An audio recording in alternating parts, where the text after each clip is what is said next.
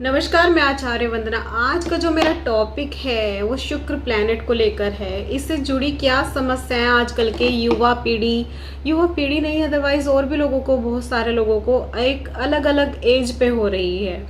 अभी कुछ टाइम पहले मेरे पास एक कॉल आया था, लगभग होंगे 45 ईयर्स के जो इंसान थे। उन्होंने मुझे कॉल किया था फॉर एडवाइस कि उनकी लाइफ में उनका जो 19 साल पहले का प्यार है वो उनकी लाइफ में लौट आया है, पर वो उसको बताना नहीं चाह रहे हैं कि आपसे मैं अभी भी प्यार करता हूँ, क्योंकि वो उनको अपने दिल से नहीं निकाल पाए किसी भी तरीके से।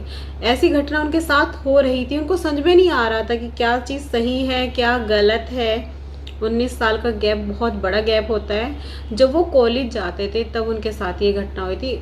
एक्चुअली सभी के साथ होती है कि यंग एज में एक अट्रैक्शन है ना, तो वो उनके साथ वो पहली बार जो एक अट्रैक्शन हुआ था किसी की तरफ, होता है ना कि एक जो अट्रैक्शन था वो फर्स्ट टाइम का उनका प्यार था। उनको लगता था वो प्यार है, पर वो अट्रैक्शन जो होते हैं, जो हार्मोन्स बेस होते हैं, वो उनके साथ जब हुआ था वो उनको अब तक याद था। क्यों याद था? क्योंकि वो पहली बार की जो घटना घटी थी उनके जीवन में वो हमेशा याद रहती है। और फिर जब वो 19 साल बाद वो महिला उनकी लाइफ में आई, तब उन्हें ये एहसास नहीं रहा उसको देखकर कि वो मैरिड हैं और उनके 2 बच्चे हैं, और वो फिर भी सही गलत सब कुछ जानते हुए सिर्फ उससे बात करना चाहते हैं। उसने, बल्कि उस लेडीज़ ने लेडी ने उनको पहचाना भी नहीं था कि मतलब ये वही बंदा है जो जिसने उसको कॉलेज के टाइम में प्रपोज किया था। उसने पहचाना भी नहीं था और उसको उसकी इंट्यूशन भी नहीं पता था कि ये आपके बारे में सोचता क्या है, अभी के टाइम में क्या सोचता है। ओके, तो मेरे पास कॉल ये थी कि एकदम से उसकी लाइफ चेंज हो गई उसके आने से। जो स्ट्रगल उसकी लाइफ में चल रहा था, सिर्फ उसके ऑरा, उसके वाइब्रेशन से, उसके साथ रहने से। साथ रहना सिर्फ कितना कि जैसे कि ऑफिस में उसके वर्क करती थी साथ में ही, तो उससे एक अटैच फीलिंग, या फिर ये बोलो कि लकी मानना, कि उसको लकी मानता था। मतलब बोलते ना, जैसे सोचते हैं वैसे ही होता चला जाता है, हमारे वाइब्रेशंस बहुत तेज हो जाते हैं ना। तो उसने उसको जरिया सोचा कि ये जरिया है, इसकी वजह से मेरे साथ बहुत अच्छा हो रहा है मेरी लाइफ में। अगर ये मेरी लाइफ में रहेगी तो मेरे लिए बहुत ही अच्छा होगा। और जबकि वो ये चीज़ भूल गया कि जो महिला, जो लेडी उसकी लाइफ पार्टनर है, उसकी वाइफ है, उसको कैसा लगेगा, लॉयल्टी नहीं रहेगी उनके रिलेशनशिप में, है ना। उसके 2 बच्चे भी हैं। मतलब एक आदमी इतना अट्रैक्ट हो जाता है, या शुक्र प्लैनेट ऐसे आता है, सिर्फ वो वैराग्य वो सिर्फ भोग विलास यही सब सुझवाता है, बाकी चीज़ें भुला देता है। जिम्मेदारी ये शनि ग्रह उठाता है और भोग विलास जो है शुक्र उठाता है। तो कहने का मतलब ये है एस्ट्रोलॉजी में कि जब हमारा शुक्र राहु के साथ चल रहा है, शनि के साथ चल रहा है, मतलब कि शनि जिम्मेदारी का कारक है, पर यहाँ पे शनि की स्थिति क्या है कि वो आपके ऊपर डिपेंड करता है। वो सोचने के लिए बोलता है कि आप सोचिए कि आपको करना क्या है। फिर अगर आपने सीधा कर्म किया तो आपको उस सीधे कर्म की वजह से रिजल्ट मिलेगा, और अगर आपने गलत कर्म किया तो उस गलत कर्म की वजह से आपको रिजल्ट मिलेगा। तो उस इंसान को समझ में नहीं आ रहा था कि वो किसकी हेल्प ले।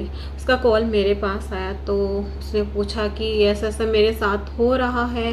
मैंने बोला कि ये हर किसी के साथ होता है। शुक्र जो होता है सोचने समझने की शक्ति उस समय खो देता है जब वो अच्छे ग्रह के साथ नहीं चल रहा होता है, क्योंकि शुक्र क्या करता है, भोग विलास में उसको लिप्त कर देगा। ऐसे में वो अपनी जिम्मेदारी, जो उसकी जिम्मेदारी होती है, जो उसकी सोचने समझने की शक्ति होती है कि क्या सही है क्या गलत है, वो सिर्फ भोग विलास में ख़त्म हो जाएगी।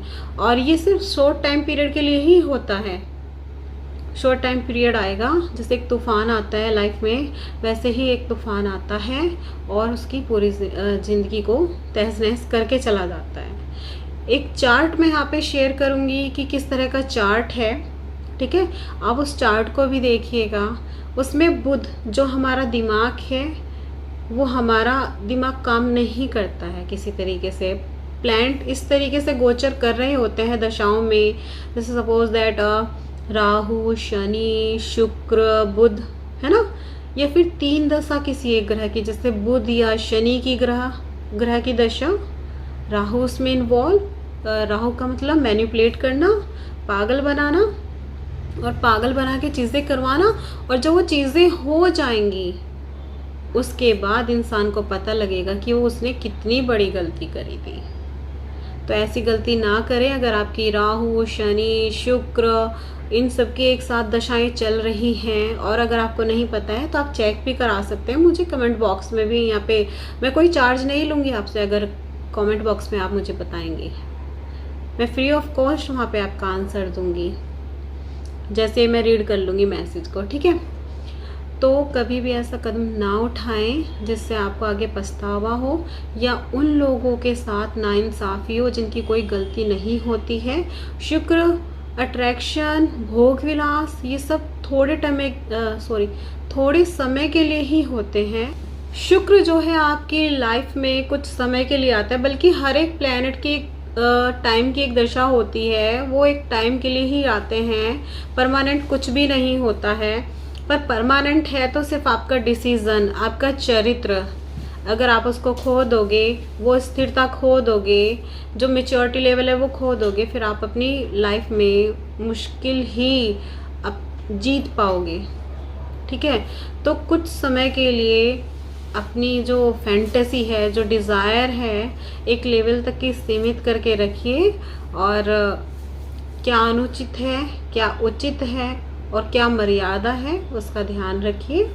और कुंडली अगर दिखाना चाहते हैं तो आप मुझे कमेंट बॉक्स में, जैसे कि मैंने बोला कि फ्री ऑफ कॉस्ट है, आप टेंशन मत लीजिएगा, आप मुझे कमेंट बॉक्स में भेज सकते हैं, ठीक है। Okay, thank you.